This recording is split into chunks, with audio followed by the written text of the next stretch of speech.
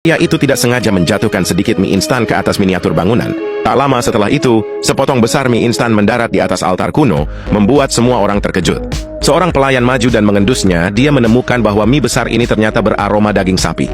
Sang ratu mengira ini adalah makanan yang dikaruniakan oleh para dewa, tetapi yang tidak dia ketahui adalah bahwa ini hanyalah sisa mie instan yang terjatuh dari pria itu sehari sebelumnya.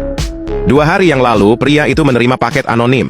Ketika dibuka, ternyata isinya adalah sebuah miniatur bangunan dengan kota kuno di dalamnya. Pria itu sangat takjub, dia bahkan bisa melihat figur-figur kecil di dalam miniatur itu dengan jelas. Saat itu sang ratu sedang berdoa kepada para dewa karena negaranya dilanda kelaparan.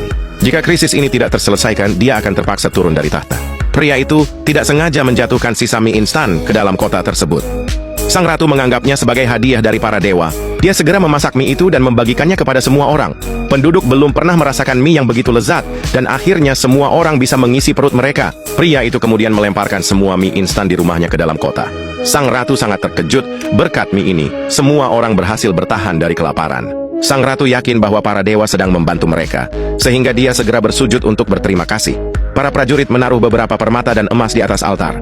Seketika, semua harta itu menghilang dan muncul di tangan pria tersebut. Pria itu sangat senang, dia kini menjadi orang kaya. Keesokan harinya, pria itu mendengar suara-suara aneh dari dunia miniatur. Tiba-tiba dia kepeleset, sehingga kepalanya masuk ke miniatur itu. Kepalanya yang besar tiba-tiba muncul di langit, membuat semua orang terkejut. Mereka mengira itu adalah perwujudan dewa dan segera berlutut serta bersujud kepada si pria.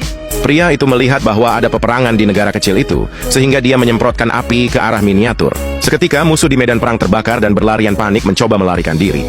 Setelahnya pria itu melemparkan beberapa petasan ke dalam miniatur dan musuh-musuh langsung terlontar ke udara. Dia berhasil membantu negara lemah itu mengusir musuh. Namun perang itu memicu wabah serangga.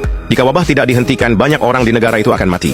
Melihat kejadian ini, pria itu mengambil semprotan pembasmi serangga dan menyemprotkannya ke arah serangga-serangga itu. Tiba-tiba kabut asap mulai turun di dunia miniatur dan semua serangga mati seketika.